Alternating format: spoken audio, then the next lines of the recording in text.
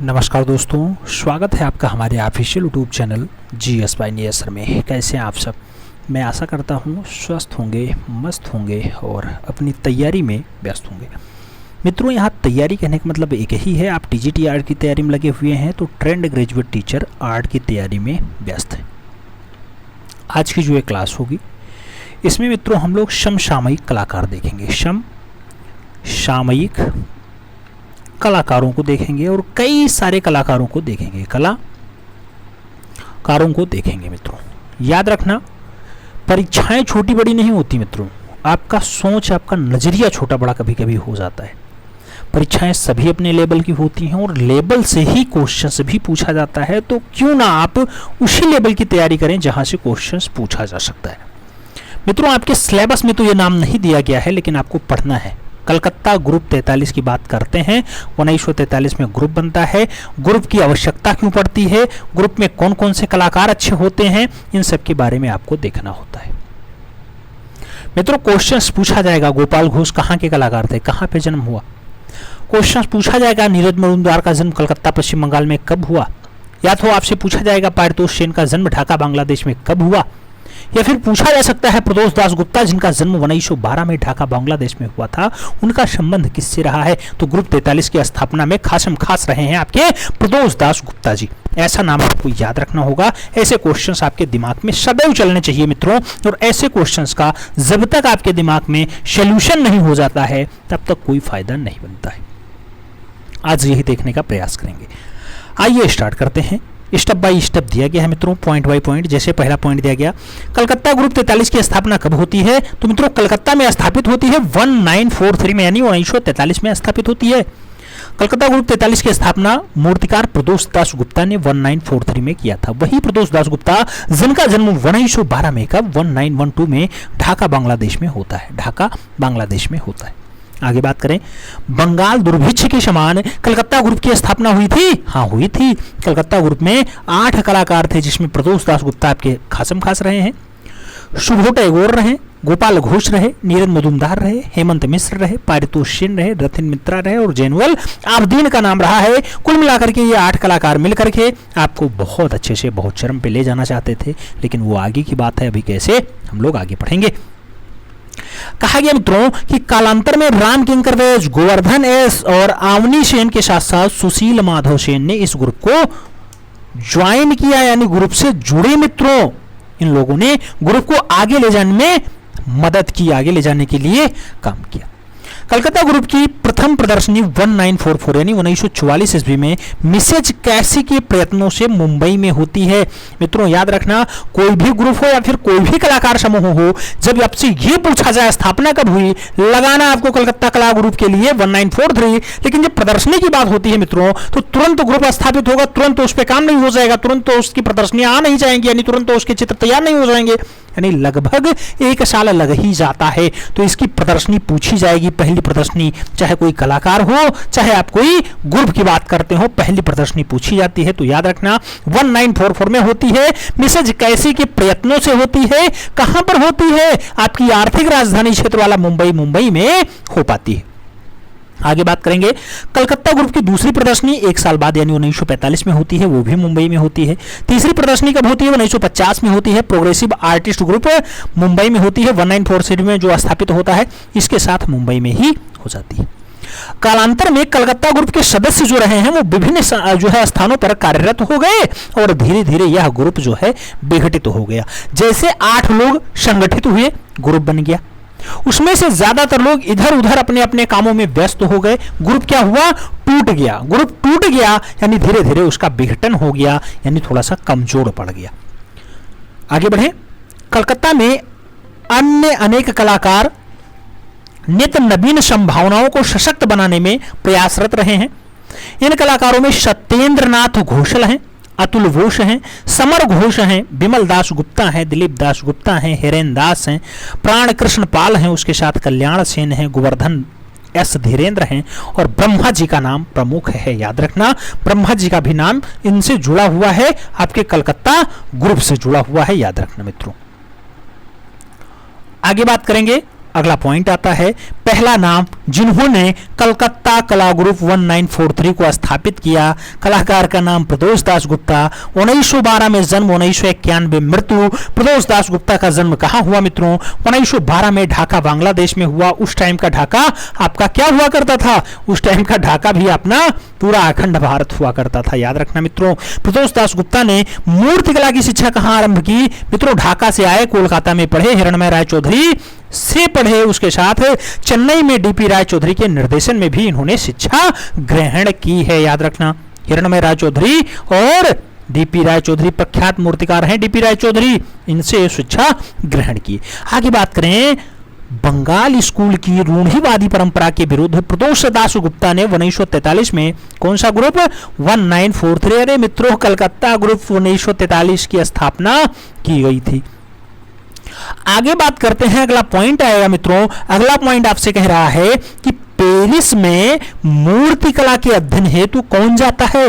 तो पेरिस में मूर्ति कला के लिए बहुत सारे कलाकार गए, लेकिन उसमें एक खास नाम यह रहा कि प्रदोष दास गुप्ता भी पेरिस गए हैं मित्रों, चित्रकला यानी मूर्ति कला की शिक्षा ग्रहण करने के लिए। 1912 में जिनका जन्म ढाका बांग्लादेश में होता है, जहां आपने कांस्य ढलाई का बहुत बढ़िया से अध्ययन किया, यानी कांसा की ढलाई कैसे की जाती है। जैसे आप जानते हैं कि कांसा में आपकी पहली बढ़िया मूर्ति जो भारत की शान मानी जाती है, डांसिंग गर्ल, जो 10.2 सेंटीमीटर हाइट में है, वो मिली थी। ऐसे ये डोकरा कास्टिंग विधि में कांसा की ढलाई वाले के लिए जाते हैं कहां मित्रों? पेरिस जाते हैं, बढ़िया से मूर्तिकला का अध्ययन करके आते हैं। कौन? प्रदोष दास गुप्ता जी। आगे बात करें, प्रदोष दास गुप्ता अधिकांशतः कांसा, प्रस्तर और टेराकोटा शिल्पी में काम किए हैं, यानी सबसे ज्यादा इसी पे काढ़े हैं। प्रदोष दास गुप्ता ब्रिटिश मूर्तिकार हेनरी मूर से बहुत ज्यादा प्रभावित रहे। मित्रों, प्रभावित होने का मतलब यह है कि वो कलाकार यानी हेनरी मूर बहुत अच्छी कास्टिंग करता था, उसको देख करके इन्होंने सीखा है। कहने का मतलब यह होता है मित्रों प्रभावित होने से, ठीक है। आगे बात करेंगे, 1957 ईस्वी में प्रदोष दास गुप्ता को national gallery of modern art नई दिल्ली में क्यूरेटर की नियुक्ति भी मिल जाती है। क्यूरेटर पद पे नियुक्ति मिल जाती है, कब? 1957 में मिलती है मित्रों। आगे बात करेंगे, प्रदोष दास गुप्ता की अगर बात करते हैं, क्या कहा जा रहा है आगे? प्रदोष दास गुप्ता यूरोपीय कलाकार से प्रेरणा लेते हुए 1912 ईस्वी में मौलिकाकार, वृत्त, अंडाकार, शंभुज, त्रिभुज आदि में भी बहुत ज्यादा प्रयोग किए। इस पर भी इन्होंने रचनाएं उकेरी। आगे बात करते हैं, पालना, मां और पुत्र, पृथ्वी माता, उल्लेखनीय कृतियां किसकी रही हैं? ये सब बहुत अच्छी रचनाएं रही हैं प्रदोष दास गुप्ता की। वही प्रदोष दास गुप्ता जिनका जन्म ढाका बांग्लादेश में 1912 में हुआ है। मित्रों, बहुत अच्छी अच्छी रचनाएं हैं प्रदोष दास गुप्ता की। आइए देखते हैं प्रमुख कृतियों में कौन कौन आता है। ब्रोकन आइडल आता है, किंगफिशर आता है, फॉल वुमेन आता है, क्वीन रिलेसिंग आता है, सूर्यमुखी आता है, क्रेडल आता है, मदर एंड चाइल्ड आता है, एक सीरीज, एक डांस आता है, एक बाइंड आता है, एक वर्ड रोमांस ऑन आ, एक कॉफी के साथ कंडोलेंस जैसी अच्छी रचना किसकी है? सभी की सभी बढ़िया रचनाएं हैं प्रदोष दास गुप्ता की हैं। याद रखना मित्रों, ये सभी कृतियां जो हैं ये कांस्य शिल्प और फर्स्ट बोर्न श्रीमेंट शिल्प में जो है बनी है। ये भी आपको याद रखना होगा, क्योंकि प्रदोष दास गुप्ता पेरिस इसीलिए जाते हैं मित्रों, कांसा, प्रस्तर और टेराकोटा को सीखने के लिए। याद रखना। मृत्यु कब होती है प्रदोष दास गुप्ता जी की?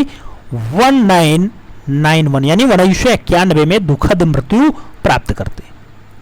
आगे बात करें, अगला नाम आएगा मित्रों, ग्रुप 43 के सदस्य रहे हैं, बहुत अच्छे कलाकार रहे हैं। आप जानते हैं इनका नाम गोपाल घोष होता है मित्रों। गोपाल घोष की अगर बात करते हैं, गोपाल घोष का जो जन्म है 1913 में होता है। कहां पर? कोलकाता, पश्चिम बंगाल में होता है। गोपाल घोष के कलागुरु कौन रहे? अवनीन्द्रनाथ टैगोर रहे, जिन्होंने वास पद्धति को भारत में जन्मा है। वही अवनी बाबू जिन्होंने बंगाल शैली या टैगोर शैली को स्टेब्लिश किया है भारत में, वही इनके कलागुरु रहे हैं। उन्होंने राजस्थान स्कूल ऑफ आर्ट से 1935 में डिप्लोमा लिया और वहां के कलागुरु शैलेंद्रनाथ डे रहे। वही शैलेंद्रनाथ डे जो अवनी बाबू के बहुत परम चेले रहे हैं मित्रों, बहुत परम चेले। ठीक है।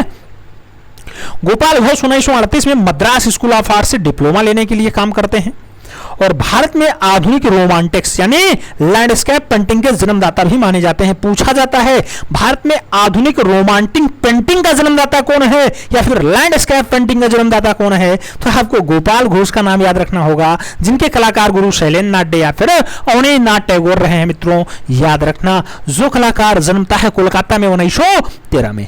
आगे बात करें, Gopal Ghosh Indian society of oriental art Kolkata में कला शिक्षक के रूप में भी कार्य किए हैं, यह भी याद रखना होगा। और कलकत्ता ग्रुप 43 का बेहिमियन कलाकार गोपाल घोष ही रहे हैं। यह शब्द पूछा गया है, इस पर डबल स्टार लगाना। कोलकाता जो है, कोलकाता का जो कला ग्रुप रहा है 43 वाला, उसमें बेहिमियन कलाकार कौन रहा है, तो आपको लगाना होगा कि शैलेंद्र नाथ डे का चेला या फिर अवनींद्रनाथ डे का चेला, जिसका जन्म कोलकाता पश्चिम बंगाल में 1943 में नहीं 1913 में होता है, वही बेहिमियन कलाकार के रूप में जाना जाता है। आगे बात करें, गोपाल घोष को दृश्य चित्रकार के रूप में ख्याति मिली है। देख करके रचना बहुत अच्छे से बनाते थे, कहने का मतलब यह है सभी भी बहुत अच्छे से बना सकते थे। याद रखना, जो सभी अकबर के काल में स्टार्ट होता है वो सभी बहुत अच्छे से गोपाल घोष भी बनाते थे। प्रमुख चित्रों की अगर बात करते हैं मित्रों, बढ़िया बढ़िया रचनाएं पूछी जाती हैं। चांदनी रात यानी मूनलाइट इनकी रचना है। ए ब्लेज नियर मसूरी, ये टेम्परा तकनीकी में है, राष्ट्रीय आधुनिक कला दीर्घा नई दिल्ली में रखी हुई है, ब्लेज नियर मसूरी।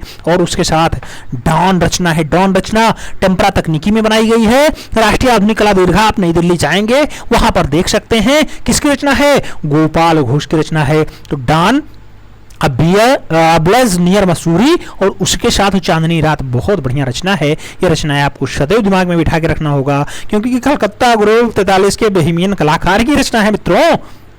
ठीक है, आगे बढ़ेंगे। अगला नाम आएगा नीरद मजूमदार का। मित्रों नीरद मजूमदार की अगर बात करते हैं, 1916 में जन्म होता है, 1982 में इनकी मृत्यु होती है। याद रखना, नीरद मजूमदार जन्म 1916 में कहां पे हुआ, कोलकाता पश्चिम बंगाल में हुआ। नीरद मजूमदार ग्रुप 43 के आप जानते हैं संस्थापक सदस्यों में रहे, जैसे प्रदोष दास गुप्ता जी रहे हैं। आगे बात करते हैं, नीरद मजूमदार चित्रकला की शिक्षा कहां से लेते हैं। मित्रों आपके बंगाल शैली के जन्मदाता जो अवनी बाबू रहे हैं वही इनके कला गुरु रहे हैं। तो आप सोच सकते हैं कि इनकी कला की शिक्षा कहां पे हुई होगी, इनकी कला की शिक्षा कहां से हुई होगी। Indian society of oriental art से कला डिप्लोमा करने के बाद कौन, नीरद मजूमदार अपने काम में लग जाते हैं और कलकत्ता ग्रुप 43 से नीरद मजूमदार 1943 में जो है शामिल हो जाते हैं।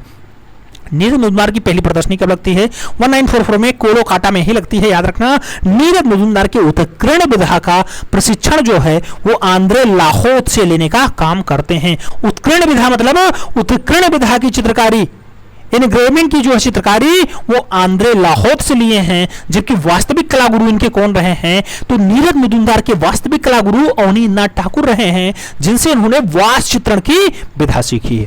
और आगे बात करेंगे, प्रसिद्ध चित्रकार और कला समीक्षक शानू लाहिड़ी नीरद मजूमदार की बहन रही हैं। याद रखना मित्रों, शानू लाहिड़ी के बारे में कभी कभी क्वेश्चन छपा है तो आपको याद रखना होगा। जैसे राजा रवि वर्मा की बहन का नाम मंगला है, मंगला क्या करती थी, मंगला सभी रचना के लिए निपुण रही हैं। जैसे आवनी बाबू की सिस्टर का नाम क्या होता है मित्रों, आवनी बाबू की सिस्टर का नाम आपकी क्या है, दो कलाकार बहनें हैं, सभी रचना के लिए बहुत बढ़िया जानी जाती हैं। सुनैनी देवी और बिनैनी देवी दोनों कलाकार हैं, बहुत अच्छी सभी रचना बनाती हैं। भारत की पहली महिला चितेरी होने का गौरव किसे प्राप्त है, सुनैनी देवी को प्राप्त है। तो ऐसे मंगला किसकी है, मंगला रवि वर्मा की है। और शानू लाहिड़ी किसकी सिस्टर है, तो नीरद मजूमदार की सिस्टर है। मित्रों बढ़िया कलाकार हैं, कला शिक्षिका भी है शानू लाहिड़ी जी, याद रखना। आगे बढ़ेंगे, नीरद मजूमदार अपने चित्रों में देवनागरी लिपि का प्रयोग करते थे। ये पॉइंट स्टार लगाइए मित्रों, छपा हुआ क्वेश्चन है, पूछा जाएगा अपने चित्रों में देवनागरी लिपि से भाषा का प्रयोग कौन कलाकार करता था। तो आपको लगाना होगा कि वह लाल जो कलकत्ता में 1916 में जन्मता है, जिसके कलागुरु कौन रहे, अवनी बाबू रहे हैं, वही नीरद मजूमदार देवनागरी लिपि में अपने चित्रों में कार्य किया करते थे। जिनकी अच्छी अच्छी रचनाओं में स्वर्ग है, नेता का घाट है, आप देखना मित्रों गंगा रचना बहुत अच्छी रचना है इनकी। तो ये सब रचनाएं बहुत लोकप्रिय रचनाएं हैं। आगे बात करेंगे, नीरद मजूमदार को नीरज चौधरी के नाम से भी जानते थे, बहुत सारे लोग इन्हें नीरज चौधरी के नाम से पुकारते हैं। नीरद मजूमदार की पहली प्रदर्शनी कब लगती है, 1951 में लगती है। कहां पे लगती है मित्रों, वही पेरिस में लगती है जहां आगे चल करके आप जानते हैं प्रदोष दास गुप्ता जी आते हैं और कला की शिक्षा ग्रहण करके आते हैं। आगे बात करते हैं, नीरज मजूमदार नवतांत्रिक कलाकार थे। ये पूछा जाता है नवतांत्रिक कलाकार के रूप में कौन फेमस है, तो आपको टिक करना होता है नीरज मजूमदार फेमस है, वही जिनका जन्म कोलकाता पश्चिम बंगाल में 1916 में हुआ था। नीरज मजूमदार उत्कीर्ण विधा में प्रशिक्षण कहां से लेते हैं, पेरिस से लेते हैं मित्रों। कौन सा भारतीय कलाकार इंडियन हाउस लंदन की आर्ट गैलरी में क्यूरेटर के पद पर भी कार्य किया है, तो क्यूरेटर के पद पर कार्य करने का जो दुस्साहस रहा है मित्रों, जो कारनामा रहा है मित्रों, किसका रहा है, आपके नीरज मजूमदार का रहा है। याद रखना, नीरज मजूमदार का रहा है। और आगे अगर बढ़ते हैं तो अगला पॉइंट आता है। अगला पॉइंट आपसे क्या पूछ रहा है मित्रों, अगला पॉइंट आपसे कह रहा है कि सन 1935 में इंडियन आर्ट सोसाइटी कोलकाता में नीरज मजूमदार को नॉर्मल ब्लाउंट मेमोरियल पुरस्कार भी दिया जाता है। नॉर्मल ब्लाउंट मेमोरियल पुरस्कार किसे मिलता है 1935 का, तो 1935 का नॉर्मल ब्लाउंट मेमोरियल पुरस्कार मिलता है नीरज मजूमदार को। और आगे बढ़ेंगे मित्रों, अगले पॉइंट पे बात करेंगे। अगला पॉइंट आपसे कह रहा है कि नीरज मजूमदार कुछ चुनी हुई प्रतिमाएं, चित्र श्रृंखलाएं बना करके 1957 में पेरिस में प्रदर्शित कर देते हैं। चुनी हुई प्रतिमाएं किसके द्वारा बनाई जाती हैं, नीरज मजूमदार के द्वारा बनाई जाती हैं। और आगे बढ़े, अगला पॉइंट आता है मित्रों, प्रमुख चित्रों की बात होती है। स्वर्ग रचना बहुत अच्छी है, नेता का घाट रचना इनका बहुत अच्छा है, कैनवास पे तेल रंग से इन्होंने नेता का घाट बना दिया है। 1957 की रचना है, राष्ट्रीय आधुनिक कला संग्रहालय नई दिल्ली में रखी हुई है। उसके साथ इनकी पूर्णिमा रचना बहुत फेमस है मित्रों, ये भी कैनवास पे तेल रंग से बनाई गई है, 1972 की रचना है। गंगा रचना भी बहुत अच्छी है, कागज पे रेखांकन से बनाया गया है, 1977-78 में ये रचना बनाई जाती है। तो ये सब बहुत अच्छी रचनाएं हैं, नीरज मजूमदार की अच्छी रचनाओं में शुमार है मित्रों। आगे बढ़े, अगले कलाकार का नाम है हेमंत मिश्र का नाम होगा, ग्रुप 43 के सदस्य होते हैं। हेमंत मिश्र की अगर बात करते हैं 1917 से 2009 तक इनका कार्यकाल रहा है। हेमंत मिश्र का जन्म 1917 में असम में हुआ है, वही असम जहां के आज मुख्यमंत्री कौन है, बहुत विवादित चेहरा रहते हैं, आप जानते हैं, कुछ लोग उन्हें भारत का दूसरा योगी कहते हैं। नाम कमेंट बॉक्स में छापना। ग्रुप 43 कलकत्ता ग्रुप 43 में कलाकार हेमंत मिश्रा जो है अति यथार्थवाद से प्रभावित रहे हैं। हेमंत मिश्र एक मौन साधक कलाकार के रूप में जाने जाते हैं। हेमंत मिश्र जो है वो चित्रकार के रूप में जाने जाते हैं, याद रखना, कहीं मूर्तिकार न लगाना। मूर्तिकार के रूप में आपके प्रदोष दास गुप्ता जी हैं, ठीक है। आगे बात करेंगे, यूरोपियन अति यथार्थवादी चित्रकारों में डाली और एंसर्ड का जो प्रभाव रहा है वो खूब ज्यादा रहा है मित्रों। यूरोपियन अति यथार्थवादी चित्रकार डाली और एंसर्ड का प्रभाव कहां पे रहा, हेमंत मिश्र के चित्रों पर दिखाई देता है।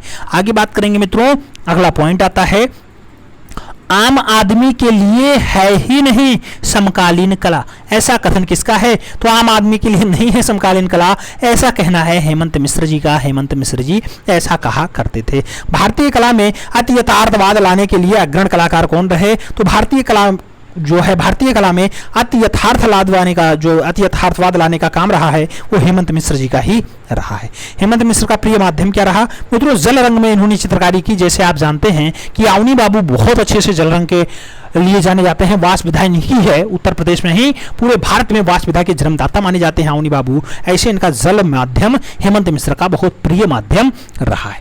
हेमंत मिश्र के चित्रों में कल्पना के अनंत रूप दिखाई देते हैं, याद रखना, कल्पना के अनंत रूप भी दिखाई देते हैं। और हेमंत मिश्र के जो प्रमुख चित्र हैं मित्रों, जिसमें प्रिमेटिव एयर्स की बात होती है, वर्स ऑन फायर की बात होती है, इको ऑफ की बात होती है, सॉन्ग तथा परफ्यूशियंस की बात होती है, उसके बाद द फेडिंग गॉड की बात होती है। सब अच्छी अच्छी रचनाएं हैं। किसकी रचना, हेमंत मिश्र की हैं। हालांकि इनकी मृत्यु कब होती है, 2009 में इनकी दुखद मृत्यु होती है। याद रखना मित्रों, कलाकार बहुत अच्छे रहे हैं, अच्छे कलाकारों में शुमार रहे हैं। जल रंग जिनकी प्रिय रचना रही है। आगे बात करेंगे, जल रंग इनका माध्यम रहा रचना है, तो इनकी सॉन्ग और परफ्यूशियंस रही हैं, प्रिमेटिव ईयर्स रही हैं, ये सब रचनाएं रही हैं मित्रों।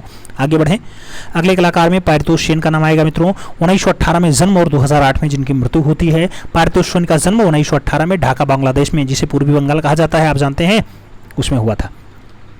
पारितोष सेन चित्रकला की शिक्षा जो है गवर्नमेंट स्कूल ऑफ आर्ट से लेते हैं। ये कहाँ पे है, चेन्नई में है। पारितोष सेन भारतीय शास्त्रीय चीनी तकनीकी और उत्तरी प्रभाववादी शैली से प्रभावित होकर के बंगाल की ग्राम्य भावनाओं को मान्यताओं के साथ साथ दिग्दर्शन में अपनी कल्पनाओं के साथ उकेरने का काम करते हैं। आगे बात करते हैं मित्रों, अगला पॉइंट क्या आएगा, पारितोष सेन जो है वो पेरिस जाकर के, पारितोष सेन पेरिस जाकर के किस कलाकार से चित्रकला का प्रशिक्षण लेते हैं, तो आंद्रे लाहोत से पेरिस जाते हैं, आंद्रे लाहोत से ये चित्रकला की शिक्षा लेते हैं। याद रखना कौन सा कलाकार लेता है, पारितोष सेन जी लेते हैं। आगे बात करते हैं, पारितोष सेन पेरिस से चित्रकला का प्रशिक्षण लेने 1949 में जाते हैं। पारितोष सेन का संबंध किस कलाकार समूह से रहा है, कलकत्ता ग्रुप 43 से रहा है। वर्ष 1949 में कला अध्ययन के लिए गए पारितोष सेन की मुलाकात पेरिस में किस प्रसिद्ध पश्चिमी कलाकार से होती है, वो पाब्लो पिकासो के साथ हो जाती है, पाब्लो पिकासो के साथ हो जाती है। मित्रों आगे बात करते हैं, पारितोष सेन की चित्रकला के अलावा लेखन में रुचि थी। कैसी लेखन में रुचि थी, लिखने के लिए बहुत बढ़िया से जाने जाते रहे। पारितोष सेन को मद्रास कला विद्यालय में कला शिक्षक डीबी राय चौधरी का सानिध्य मिलता है। याद रखना डीपी राय चौधरी के नेतृत्व में काम करते हैं, यानी डीपी राय चौधरी के साथ इन्होंने कला की शिक्षा ग्रहण की है। आगे बात करेंगे, आगे क्या आता है, अगले पॉइंट्स आते हैं मित्रों। पूछा गया पारितोष सेन अपने चित्रों की प्रथम एकल प्रदर्शनी वर्ष 1941 में आयोजित करते हैं। पारितोष सेन के भित्ति चित्रों पर पश्चिमी कलाकार पाल गोइंगवा का प्रभाव पड़ता है। पारितोष सेन को ललित कला रत्न से कब सम्मानित किया जाता है, 2004 में इन्हें ललित कला रत्न से भी सम्मानित कर दिया जाता है। जिंदा बहार ये पारितोष सेन की आत्मकथा होती है। याद रखना जिंदा बहार किसकी आत्मकथा है, पारितोष सेन जी की आत्मकथा है, जो ग्रुप 43 के सक्रिय सदस्यों में शुमार रहे। प्रमुख चित्रों की बात होती है तो पारितोष सेन जी की जो है बढ़िया रचनाएं कौन कौन सी हैं, तो गोरिल्ला रचना जो पेपर पे चारकोल के द्वारा बनाई गई है, बहुत अच्छी रचना होती है। होम टू वानगो की बात होती है, कैनवास पे एक्रेलिक रंग से इन्होंने बनाई है। काली जैकेट में आत्मचित्र की अगर बात होती है, कैनवास पर एक्रेलिक में बनाई है, 2005 की रचना होती है। उसके साथ आफ्टर द साइक्लोन की अगर बात होती है, कैनवास पे एक्रेलिक माध्यम में किसने बनाई है, ये भी रचना पारितोष सेन जी की होती है। उसके साथ संगीतज्ञ रचना किसकी है, पारितोष सेन जी की है, कैनवास पे एक्रेलिक माध्यम में बनाई है, 2005 की रचना होती है। सरोद वातक की बात करते हैं, शरणार्थी या फिर रिफ्यूजी की बात करते हैं, सब रचनाएं किसकी हैं, पारितोष सेन जी की हैं। होली रचना पारितोष सेन जी की है। वुमेन ईटिंग भुट्टा यानी महिला भुट्टा खा रही है, ऐसा दृश्य किसका है, ये भी पारितोष सेन जी ने जो है उबारा है। द बाबू रचना जो है 1956 की रचना है मित्रों, पारितोष सेन ने ही उकारा है। उसके साथ नारियल बेचने वाला 1996 की रचना है पारितोष सेन जी की। और द सारंगी प्लेयर्स कैनवास पे तेल रंग में उकेरा है, किसने उकेरा है, पारितोष सेन जी के द्वारा उकेरा गया, जिनका जन्म ढाका बांग्लादेश में 1918 में हुआ है। इसके साथ मैन विद हुक्का की बात होती है, बोर्ड पे तेल रंग के द्वारा बनाई गई है। वुमेन सेलिंग कॉर्न की अगर बात होती है तब भी पारितोष सेन का नाम आता है, उनकी बहुत अच्छी रचना है।